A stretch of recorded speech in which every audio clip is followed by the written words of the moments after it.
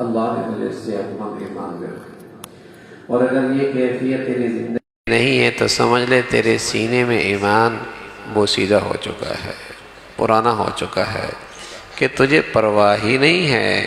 کہ حاکموں کے حاکم، بادشاہوں کے بادشاہ کی نافرمانی ہوئی ہے، تجھے احساس ہی نہیں ہے، تجھے اللہ کی ذات پہ ایمان نصیب کوئی نہیں، کوئی صحت مند ایمان نصیب نہیں ہے۔ تو اللہ کے نبی صلی اللہ علیہ وسلم نے اپنی امت کو آگاہ فرمایا کہ یہ ایمان ایسا نہیں ہے کہ ایک مرتبہ لے کے آ گئے تو بس موت تک ویسے ہی رہے گا، ایسا نہیں ہے۔ یہ صحت مند ہوتا ہے، یہ بیمار ہوتا ہے، یہ کمزور ہوتا ہے، یہ بوسیدہ ہوتا ہے۔ اور آپ علیہ الصلوۃ والسلام نے فرمایا اپنے جسم کے کپڑوں کو دیکھ لو نا، وہ بھی تو پرانے ہوتے ہیں، وہ بھی تو بوسیدہ ہوتے ہیں، اسے بھی تم نیا تازہ کرتے ہو اور نئے کپڑے بناتے ہو، اور پھر اس کپڑوں کو تم بچا دی بھی تو ہو گندگیوں سے، گندگیوں سے، خرابیوں سے بچاتی بھی تو ہو۔ اسی طرح تمہارا ایمان بھی گناہوں سے، خطاؤں سے کمزور ہو جاتا ہے، تمہارا ایمان گناہوں سے، خطاؤں سے پرانا ہو جاتا ہے، اس پہ داغ دھبے آ جاتے ہیں۔ تو آپ علیہ الصلوۃ والسلام فرمان لگے جددوا ایمانکم، ادب مولانا فرمان لگے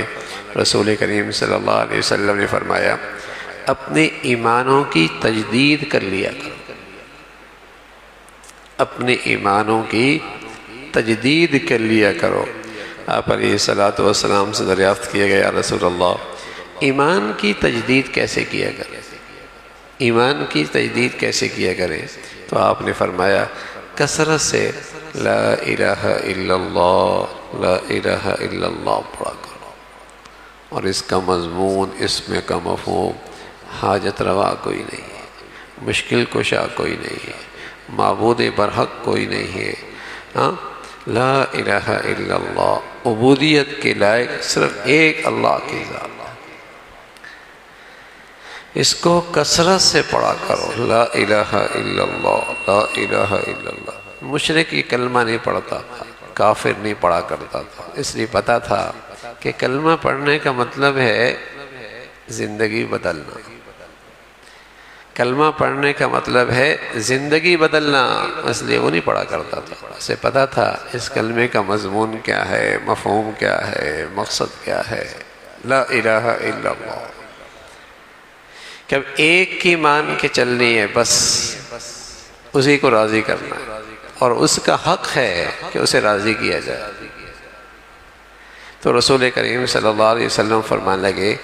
اپنی ایمانوں کو تازہ کرتے رہا کرو۔ تو بھئی الحمدللہ موسم آ رہا ہے رمضان کا، مبارک گھڑیاں آ رہی ہیں، اور یہ بہترین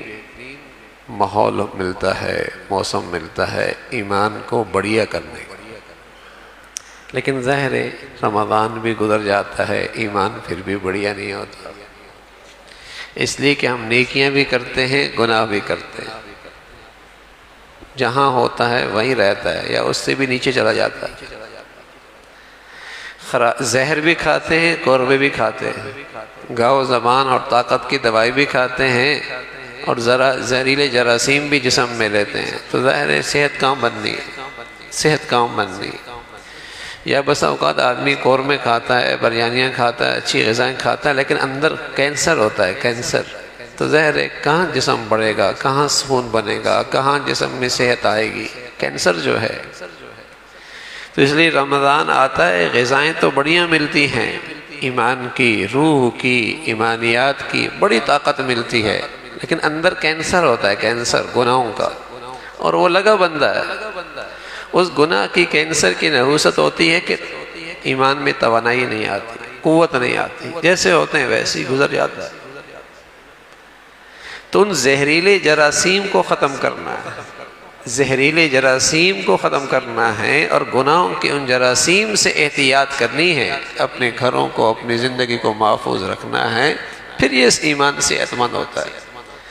تو اللہ رب العزت ہم سبھی کو ان مبارک گھڑیوں میں صحت مند ایمان نصیب فرما دے، ایمان کی تازگی نصیب فرما دے، نیا ایمان نصیب فرمائے، اللہ عمل کی توفیق نصیب فرمائے۔ اللهم لك الحمد كله ولك الشكر كله اللهم لك الحمد كله ولك الشكر كله اللهم أعنا على ذكرك وشكرك وحسن عبادتك